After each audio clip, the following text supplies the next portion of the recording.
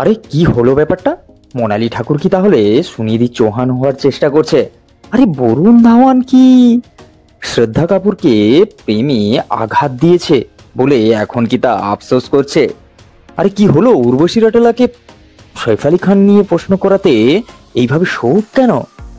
Hello বন্ধুরা, welcome to my channel, welcome to my another video. Mister মাঝি স্টুডিওয়ে তোমাদের সবাইকে স্বাগত। কারণ এই এপিসোডে আমরা গসিপ নিয়ে কথা বলবো। সিনেমার অন্দরমহলে, সেটা যে কোনো ইন্ডাস্ট্রি হতে পারে, কি ঘটছে তা নিয়ে কথা বলবো এই এপিসোডে। তবে বন্ধুরা, এখন একটা জিনিস জানবে, কন্ট্রোভার্সি আর এই গসিপ নিয়ে পুরো সিনেমার অন্দরমহল কিন্তু জমে আছে, আর সেগুলো নিয়েই আজকের এই এপিসোডের শুরু। আর তোমাদের ভালোবাসা যদি ঠিকঠাক থাকে তাহলে আমাদের এই এপিসোডে ভালো ভালো গসিপ আসবে, আর তোমরা ভালোবাসা দিলেই এই এপিসোড একদিন 1 থেকে 1000 তারপর লাখের এপিসোডে পরিণত হবে। তো সাবস্ক্রাইব করে নাও আর চলো গসিপে ঝাঁপিয়ে পড়া যাক। শ্রদ্ধা কাপুর যখন স্কুলে পড়তেন তখনই বরুণ ধাওয়ানকে তার ভালো লেগে যায়। আর বরুণ ধাওয়ান ছিল তার কাছের বন্ধু, আর বরুণ ধাওয়ানকে একটা ভালো জায়গায়, পার্ক মতো একটা জায়গায় নিয়ে গিয়ে সেখানে প্রপোজ করে।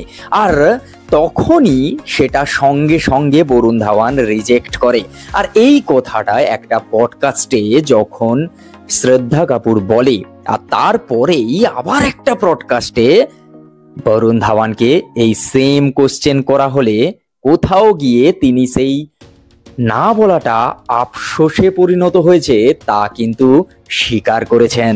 এই সিনেমা জগতের অন্দরমহলের রেলগাড়ি তো ছুটবেই। পরের গসিপে আসা যাক। মোনালি ঠাকুর ইদানিং এ প্রচুর স্টেজ শো করছে, আর সেখানে বিভিন্ন ধরনের ডান্স করছে স্টেজ মাতিয়ে রাখার জন্যে। আর নেটিজেনরা বলছেন নাকি সুনিধি চৌহানের কপি করে সুনিধি চৌহানের মতো করতে গিয়ে কোথাও গিয়ে তার ডান্স আর তার বডি পার্টস নিয়েও আলোচনা করছে সবাই। আর সেটা নিয়েই এখন শোরগরম চলছে পুরো সিনেমা ওয়ার্ল্ডে।